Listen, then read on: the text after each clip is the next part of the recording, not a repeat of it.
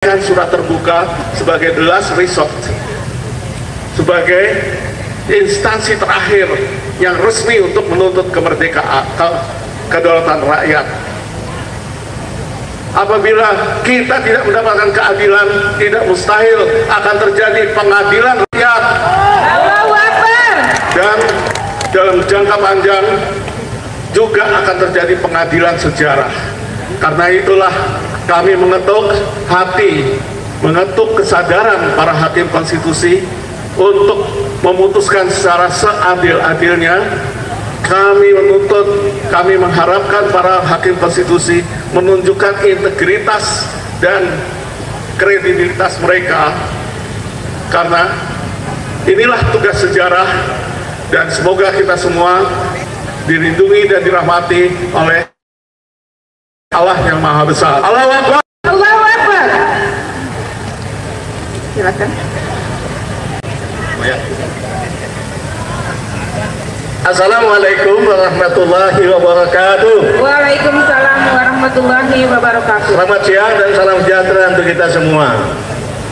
Saya Jenderal TNI Purnawirawan Fakhrul Razi, merasa sangat bangga berada di tengah-tengah bapak-bapak ibu-ibu sekalian.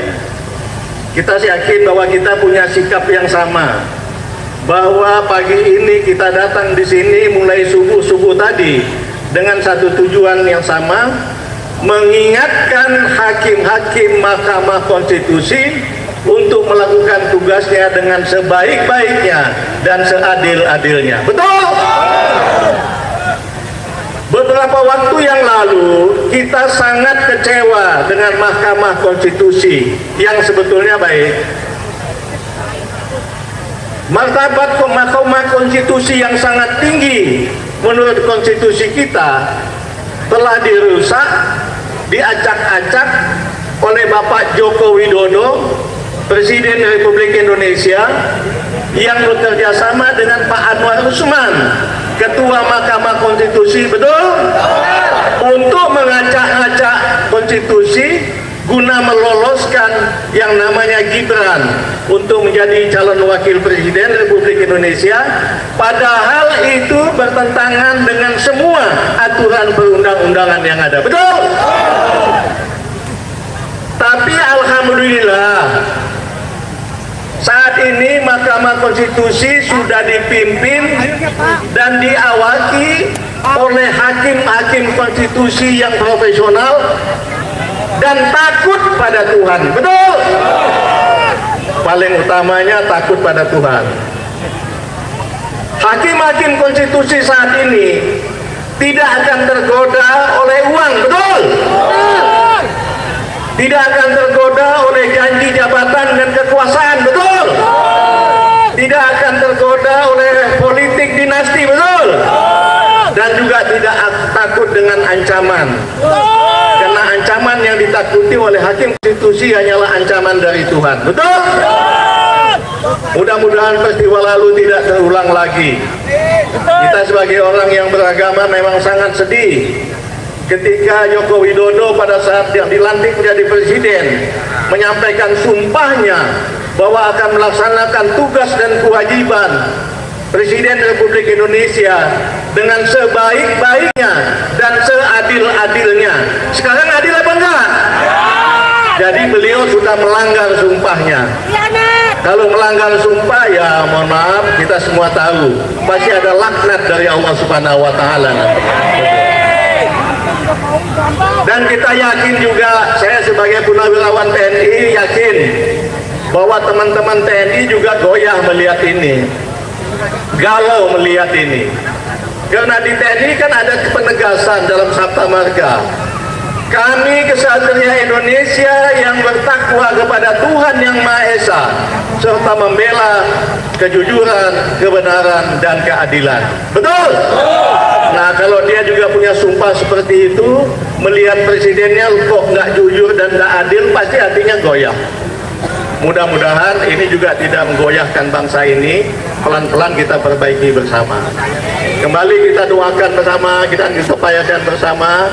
Mudah-mudahan hakim-hakim konstitusi yang sangat kita percaya ini mampu kembali menegakkan demokrasi di Indonesia, menegakkan hukum Indonesia untuk menjadikan negara Indonesia yang sedang tidak baik-baik saja ini menjadi kembali menjadi presiden, menjadi negara yang kita banggakan bersama. Betul?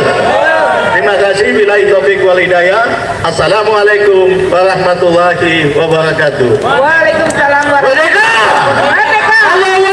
Allahu Akbar. Terima kasih.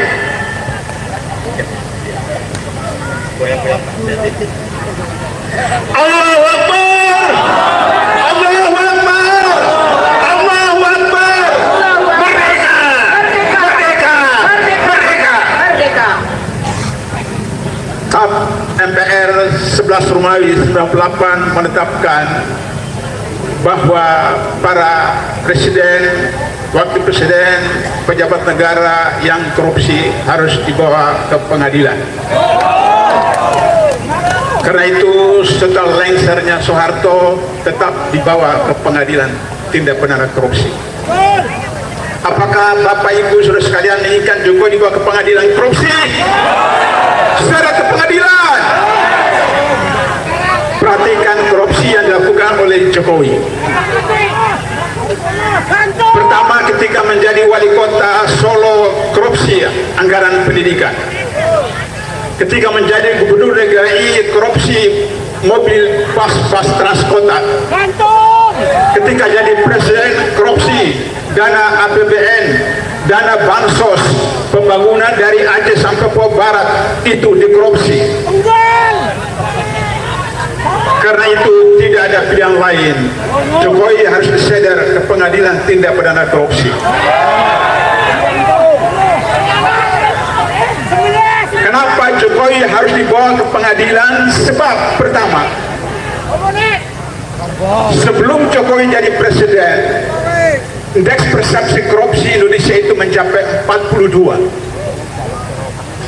Dan ketika 10 tahun kurang lebih Jokowi menjadi presiden, indeks persepsi korupsi Indonesia turun menjadi 32, minus 10, lebih rendah dari Timor Leste. Itu karena korupsi yang dilakukan oleh Jokowi dan aparatnya. Yang kedua, Jokowi mempunyai andil besar membuat orang Indonesia itu menjadi bodoh. Kenapa? Karena dalam pemerintahan Jokowi, tingkat intelektual Indonesia atau IQ itu hanya sama dengan IQ simpanse, yaitu 78. Kenapa? Karena anggaran pembangunan dari Aceh sampai ke Papua Barat itu dikorupsi oleh rezim Jokowi. Padahal wilayah Indonesia itu 2/3 adalah laut. Bagaimana mungkin orang NTT, bagaimana orang NTB, bagaimana orang Papua, bagaimana orang Sulawesi Selatan itu mengalami penderitaan kekurangan gizi anak-anaknya? Stunting merupakan angka yang sangat tinggi di Indonesia.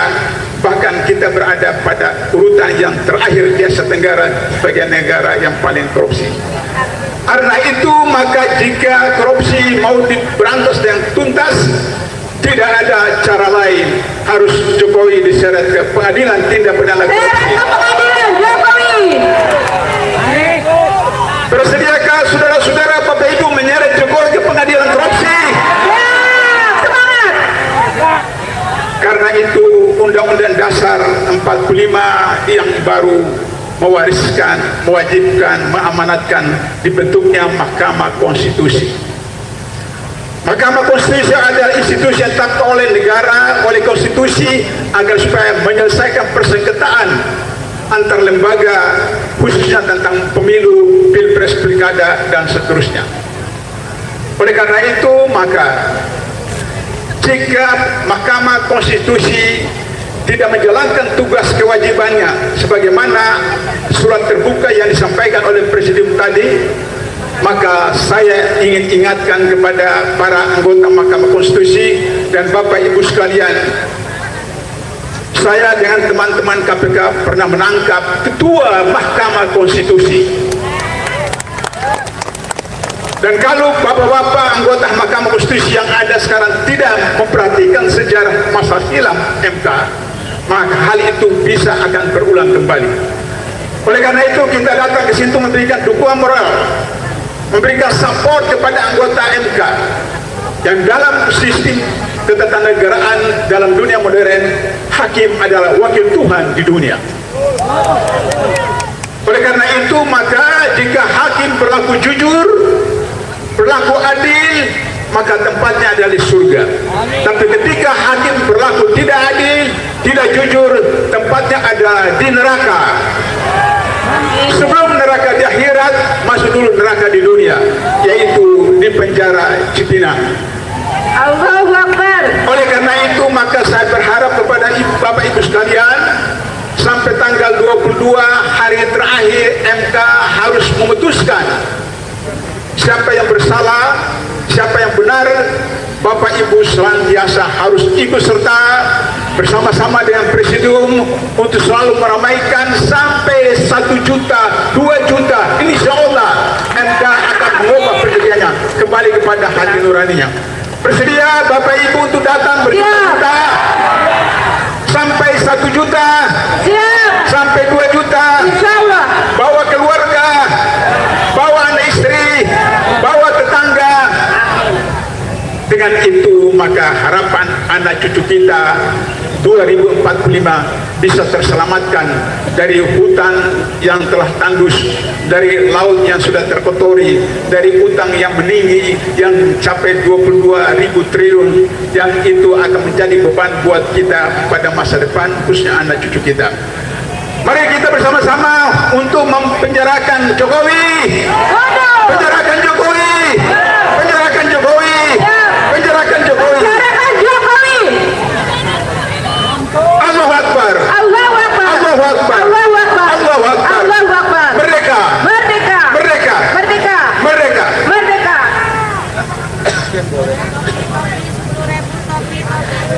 Hidup Pak Abdullah. Tangkap Jokowi, seret Jokowi, adili Jokowi, penjarakan Jokowi.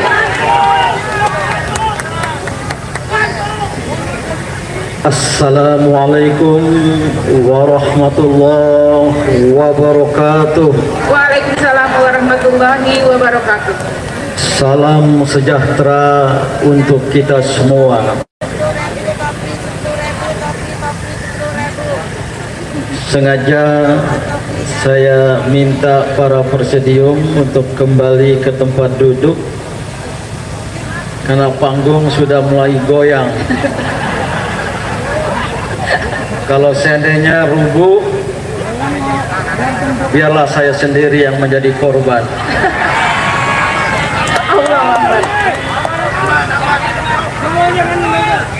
Saudara-saudara sebangsa dan setanah air, khususnya para shaimin dan shaimat,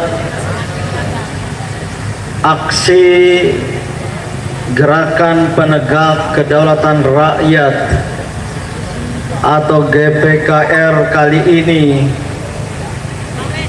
yang merupakan aksi kedua memang sangat terbatas, khususnya yang berlangsung di ibu kota Jakarta. Namun juga aksi serupa berlangsung di beberapa kota yang diselenggarakan oleh GPKR daerah di Surabaya, Solo, dan Yogyakarta. Bahkan GPKR Jawa Barat yang sebagian pendukungnya hadir di tempat ini juga melakukan aksi dalam sebuah pengadilan terhadap Rektor ITB kalau tidak salah, yang diduga atau patut diduga terlibat dalam perancangan dan rekayasa Sirekap yang dipakai oleh KPU.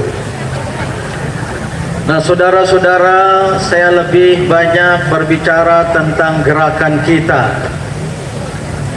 Substansi sudah banyak disampaikan oleh para orator terdahulu maupun nanti akan dilanjutkan oleh penyampai orasi-orasi kemudian setelah kami ini.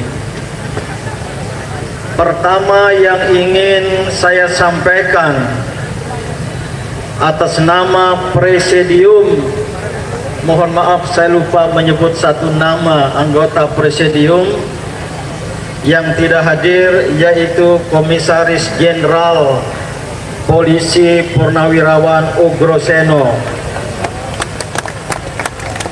mantan Wakil Kapolri, Wakapolri beberapa waktu yang lalu, yang beliau sedang berada di Medan. Nah, GPKR mohon pemahaman dan pengertian. Tadi disebutkan dalam surat terbuka adalah gerakan rakyat Indonesia lintas agama.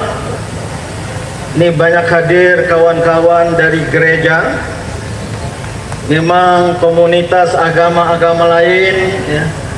Terus menerus kita ajak bergabung. Insya Allah pada waktunya GPKR didukung oleh seluruh umat berbagai agama. Amin. Amin. Jadi sebagai gerakan rakyat Indonesia lintas agama, lintas suku, semua yang hadir ini dari berbagai suku, lintas profesi, lintas generasi. Ini generasi muda banyak, milenial, mak-mak, generasi tua juga banyak. Ini presidium tadi ini termasuk generasi tua nih. Saya lebih muda dari beliau bertiga. Dan lintas partai politik. Maka mohon pemahaman dan pengertian. GPKR tidak berhubungan secara organisatoris dan tidak berafiliasi dengan partai politik manapun, dan juga dengan demikian tidak berhubungan dan tidak berafiliasi dengan paslon presiden wakil presiden nomor berapapun. Saya tahu yang hadir ini banyak dari pendukung paslon 01, tapi juga ada dari paslon 03. Mereka menyampaikan pada saya, kami ikut hadir. Mungkin ada juga dari pendukung paslon 02. Habis. Nggak ada. Habis nanti. Ya.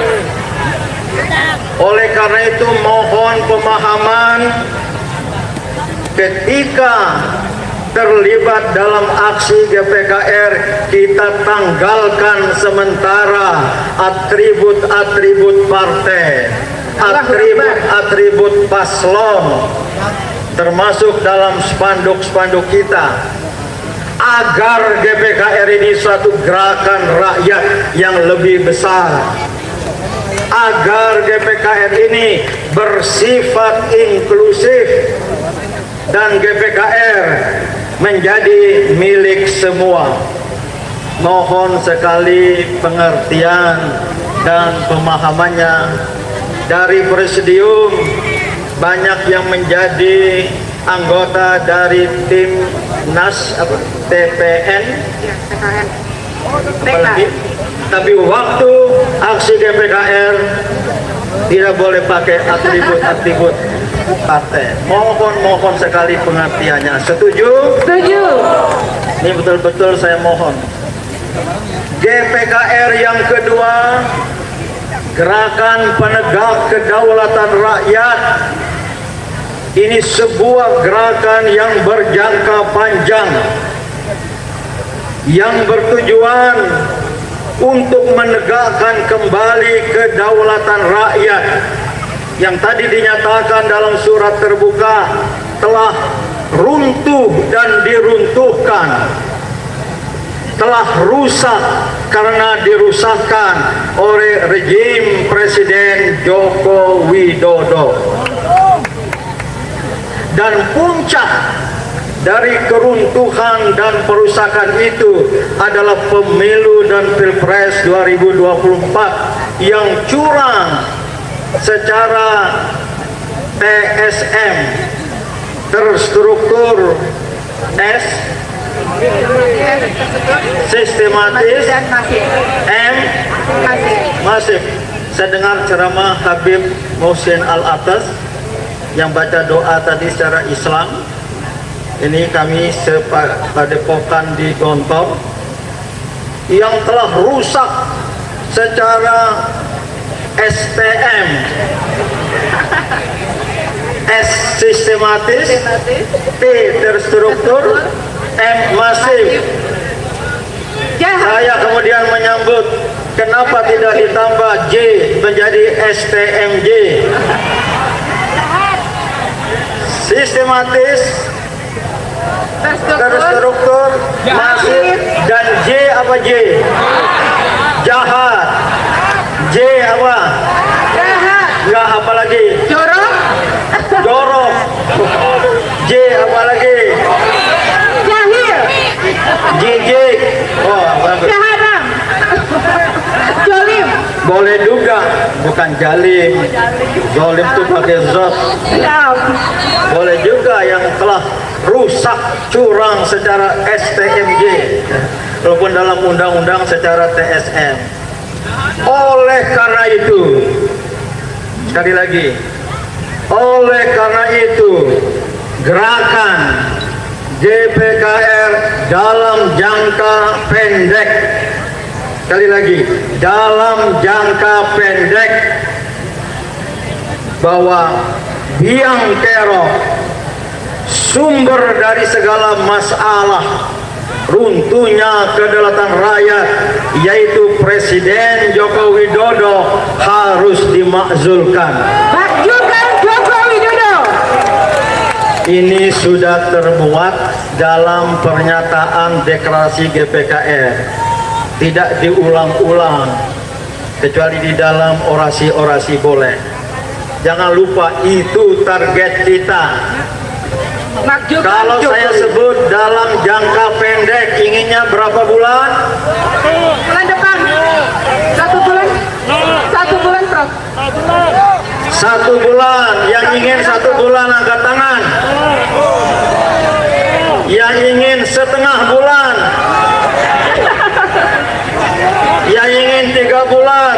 Nggak ada. Ini jangka pendek. Kawan-kawan buruh yang dipimpin oleh Kang Jumhur Hidayat ada datang? Ada. Ya. Di belakang, ada di belakang. Ingin melakukan aksi besar-besaran May Day Revolution. pada 1 Mei yang akan datang. 1 Mei yang disebut May Day, Revolution. Hari Buruh. Revolution. Kawan-kawan buruh ya, dari federasi, konfederasi, mungkin semuanya akan turun, dan mereka menginginkan 1 Mei adalah hari bersejarah bagi bangsa Allahu Indonesia. Akbar. Seluruh elemen GPKR yang lain diharapkan ikut serta pada tanggal 1 Mei nanti. Biarlah leading sektornya yang menyelenggarakan itu adalah apa namanya? AASB, Aliansi Aliansi Sejuta Buruh. Aliansi Sejuta Buruh, nama konfederasinya apa? Itu dalam satu AASB. Kita tunggu pengumuman dari kawan-kawan buruh pada 1 Mei 2024 ini.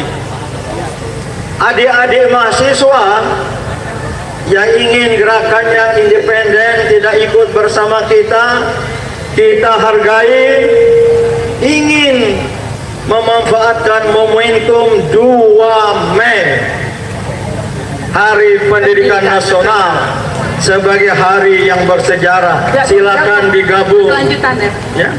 Aksi 1 Mei dan 2 Mei atau 2 Mei. Bila perlu berlanjut 1 Mei sampai 2 Mei. Berarti alhamdulillah malamnya nginap. siap. Ini perjuangan kita yang berjangka pendek. Namun GPKR tidak berhenti dengan jatuhnya rejim, dengan adanya pemerintahan baru yang konstitusional, tapi berjangka panjang untuk menegakkan kedaulatan rakyat yang telah runtuh dan diruntuhkan. Maka ini saudara-saudara, mohon dipahami, bukan gerakan instan, bukan gerakan jangka pendek. Saya pribadi menyediakan diri untuk gerakan jangka panjang. Maka jaga stamina, jaga kebersamaan. Dalam kondisi seperti sekarang ini, selalu ada penyelusup, infiltran. Tolong ngaku siapa yang menyelusup hari ini. Aku adanya. Nah, untuk kita ajak berbuka puasa bersama nanti. Clear. Saya ketahui waktu aksi 19 Maret di depan gedung MPR ada penyelusup. Saya rasakan sendiri. Bahkan dari malam sebelumnya sekitar 99 WhatsApp masuk ke HP saya, hanya sekedar bertanya, apa kabar Pak Din, gimana begini. Tapi feeling saya ini pasti dari sebuah operasi. Saya nggak tahu dari mana. Langsung saya delete. Capek juga habis sahur hingga subuh mendelete pesan-pesan yang masuk. Saya berpesan tidak perlu seperti itu. Bahkan kalau ada, ya, kita ini terus terang tidak menjaga diri. HP saya mungkin disadap, ya, didengar rapat-rapat di kediaman saya. Saya bilang tidak apa-apa. Bila perlu mereka dengar, dan kita akan beri penjelasan sejelas-jelasnya kepada mereka.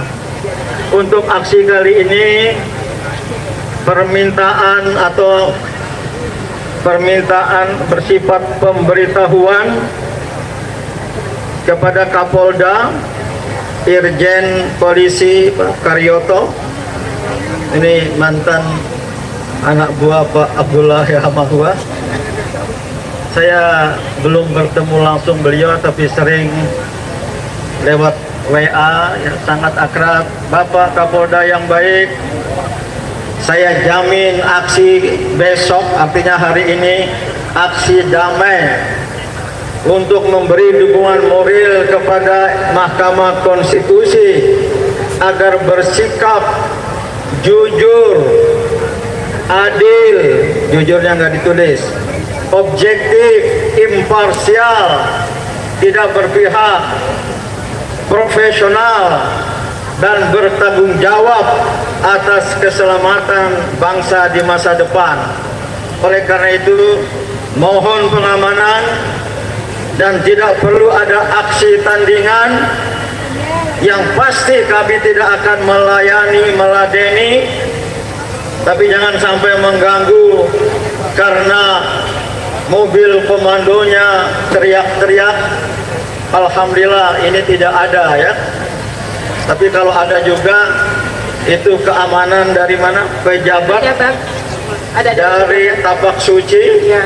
Ada Jawara Banten, ada di dari sini. Sudah siap-siap. Kalau ada, usir keluar.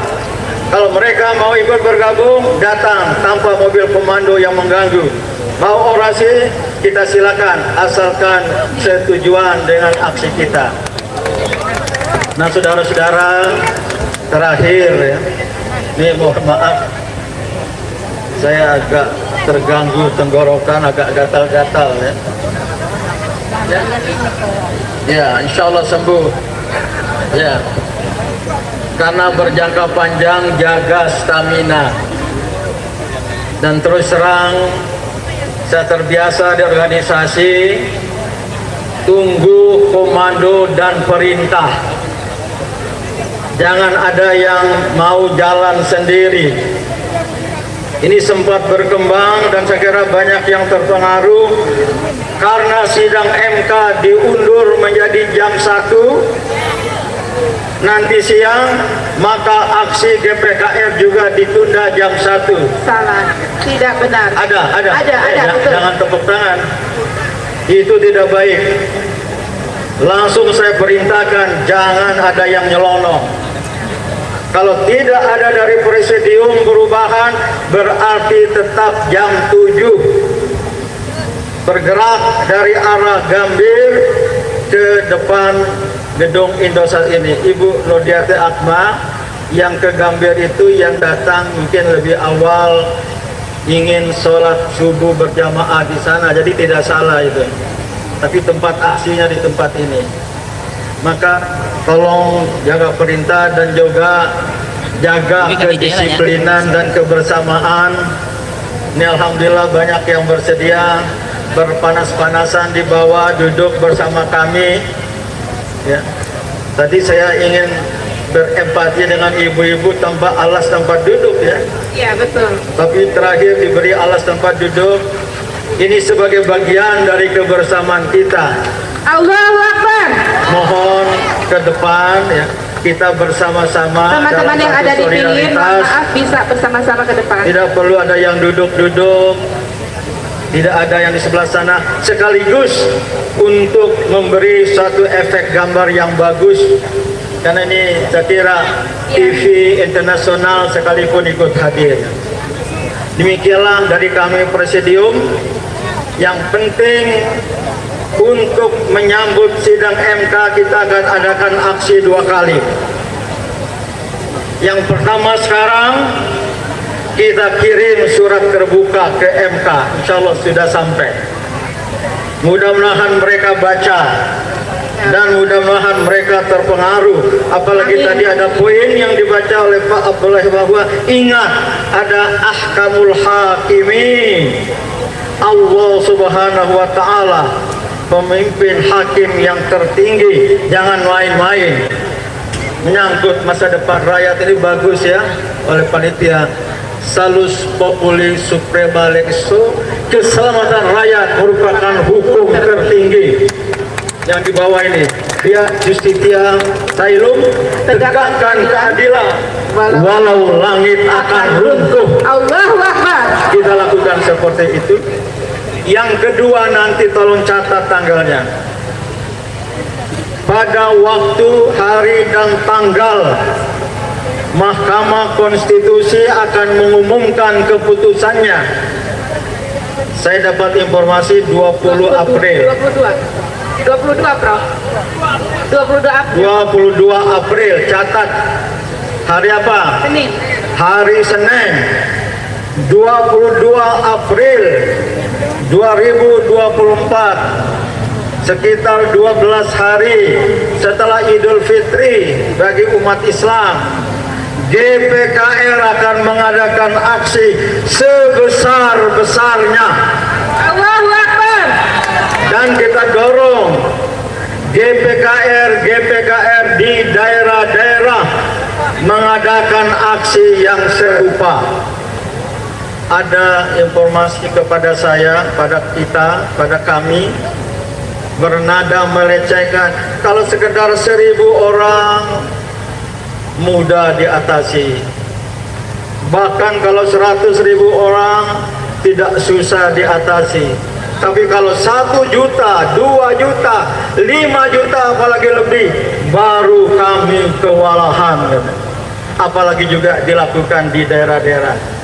Maka ajak semua GPKR hanya gerakan kita semua. Silakan elemen-elemen simpul-simpul memakai atributnya sendiri, asalkan jangan partai politik dan paslon.